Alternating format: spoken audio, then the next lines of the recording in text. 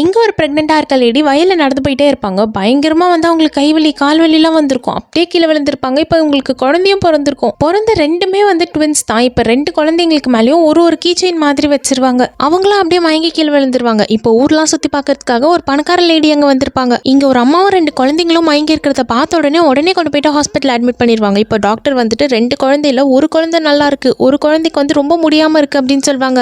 எவ்வளோ செலவானாலும் பரவாயில்ல, சீக்கிரமாக ட்ரீட்மெண்ட்டை ஸ்டார்ட் பண்ணி அந்த குழந்தைய காப்பாத்துங்கன்னு சொல்றப்போ இப்போ அந்த குழந்தைக்கு ட்ரீட்மெண்ட் கொடுக்குற அளவுக்கு இந்த ஹாஸ்பிட்டலில் ஃபெசிலிட்டிஸ் இல்லைன்னு சொல்லுவாங்க. அதனால அந்த பணக்கார லேடி இப்போ சிட்டிக்கு போயிட்டு ட்ரீட்மெண்ட் கொடுக்கலாம் அப்படின்றதுக்காக குழந்தைய தூக்கிட்டு போயிடுவாங்க. இந்த பக்கம் குழந்தையோட உண்மையான அம்மா எந்திரிச்சதுக்கு அப்புறமா ஒரு குழந்தை தான் அவங்க கூட இருக்கும், இன்னொரு குழந்தை இருக்காது. இப்போ அவங்களும் வந்துட்டு 20 வருஷம் ஆகிருச்சு. 20 வருஷமா வந்து அந்த குழந்தை திருப்பி எப்படியாச்சும் நம்ம கிட்ட வந்துடும் அப்படின்னு சொல்லிட்டு வெயிட் பண்ணிக்கிட்டே தான் இருக்காங்க. இப்போ உண்மையான அம்மா வந்து ஒரு குழந்தைய வளர்த்துருப்பாங்கல்ல, அவர் வந்து நல்லா வளர்ந்ததுக்கு அப்புறமா சிட்டியில் போயிட்டு வேலை செய்ய ஆரம்பிச்சிருவாரு. பல நாள் கழிச்சு வீட்டுக்கு வந்திருக்காரு. வீட்டுக்கு வரும்போது அவங்க அம்மாக்கு எதுவுமே வாங்கிட்டு வரல. ஆனா அவங்க அம்மா அதெல்லாம் எதிர்பார்க்கவே இல்லை. இப்போ இவர் வந்ததே வந்து அவங்களுக்கு ரொம்ப சந்தோஷமா தான் இருக்கு. நான் உனக்காக போயிட்டு சாப்பிட்றதுக்கு ஏதாச்சும் எடுத்துட்டு வரேன் அப்படின்னு சொல்லிட்டு அவங்களும் ஆசையா ஓடுறப்போ வந்து நான் இப்போ உடனே கிளம்பிடுவேன், நான் வந்ததே வந்து காசு வாங்கிட்டு போறதுக்காக தான் அப்படின்னு சொல்வாரு. ஆனா அவங்க அம்மா அதெல்லாம் தப்பாவே நினைக்க மாட்டாங்க. இவ்வளோ நாளே இவங்க சேர்த்து வச்சிருந்த காசு எல்லாத்தையும் எடுத்து கொடுத்துருவாங்க. பையன் வந்து சும்மா பேச்சுக்காக எல்லாத்தையும் என்கிட்ட கொடுத்துறா, நீங்க என்ன பண்ணுவீங்க அப்படின்னு கேட்பாரு. எனக்கு என்ன, வயல் இருக்கு, நான் விவசாயம் பண்ணி நான் எனக்கான காசு நான் சம்பாதிச்சுப்பேன் அப்படின்னு சொல்லுவாங்க. எனக்காக நீ ஒன்று மட்டும் பண்ண, அதுவே போதும். தொலைஞ்சு போனா உன்னுடைய இன்னொரு ட்வின் பிரதர் இருப்பார்ல, அவரை மட்டும் கண்டுபிடிச்சிரு அப்படின்னு சொல்லுவாங்க. இப்போ இவருக்கு வந்து பயங்கரமா கோவம் வரும். எதுக்கு அவனை வேற கண்டுபிடிச்சிட்டு சொத்துல வந்து பங்கு கேட்கறதுக்கா, அதெல்லாம் என்னால முடியாது, போனவனாவே இருக்கட்டும் அப்படின்னு சொல்லிடுவாரு. அதனால இப்போ இவங்களும் வந்து நம்ம பையன் வரவே மாட்டானா அப்படின்ட்டு அப்படி ரோட்ல அழுதுகிட்டே போயிட்டு இருப்பாங்க. ஒருத்தர் கார்ல வந்து தெரியாதனமா இடிச்சிருப்பாரு. இப்போ அவரே கொண்டு போயிட்டு அவங்கள ஹாஸ்பிட்டல்ல அட்மிட் பண்ணிடுவாரு. அவர் வேற யாரும் கிடையாது, தொலைஞ்சு போன இவங்களோட 2வது பையன் தான். அதாவது தொலைஞ்சு போன அந்த பையனை ஒரு பணக்கார லேடி எடுத்துட்டு போயிட்டு வளர்த்துருப்பாங்களா, அவங்க வந்துட்டு நான் வந்து உன்னோட உண்மையான அம்மா கிடையாது, உன்னோட உண்மையான அம்மா வந்து இந்த ஊர்ல தான் இருப்பாங்க அப்படின்ட்டு அந்த கீச்செயின் எடுத்து கொடுத்துருவாங்க. கொடுத்துட்டு இப்போ அவங்களே இறந்துருவாங்களா, இப்போ நீ போயிட்டு உன்னோட உண்மையான அம்மாவை தேடி அவங்க கூட போயிட்டு சேர்ந்துரு அப்படின்னு சொல்லிட்டு அனுப்பி வச்சிருப்பாங்க. உண்மையான அம்மாவை தேடலாம் அப்படின்றதுக்காக தான் அவரும் இந்த ஊருக்கு வந்திருப்பாரு. தெரியாதனமா உண்மையான அம்மாவே ஆக்சிடென்ட்டும் பண்ணிடுவாரு. இந்த பக்கம் அந்த உண்மையான அம்மா ஒரு பையனை வளர்த்துருப்பாங்களா, அவங்க வந்துட்டு ட்ரீட்மெண்ட்க்குலாம் காசு கட்ட மாட்டேங்கிறாரு. அவரோட கேர்ள் ஃப்ரெண்ட் உன்னோட அம்மா இறந்துட்டாங்க அப்படின்னா கண்டிப்பா இறுதி சடங்குக்கு வரவங்க நிறைய காசு எடுத்துட்டு வருவாங்க, அதை வச்சு நம்மளோட கல்யாணத்தை பண்ணிடலாம், அதனால உங்க அம்மாக்கு ட்ரீட்மெண்ட்லாம் பண்ணிட்டு இருக்காது அப்படின்னு சொல்லுவாங்க. அதை கேட்டு அவரும் அப்படியே விட்டு போயிடுவாரு. ஆனா தொலைஞ்சு போன இன்னொரு பையன் வந்திருப்பார்ல, அவர் தான் வந்து இப்போ அவங்க அம்மாவை பத்திரமா பார்த்துப்பாரு.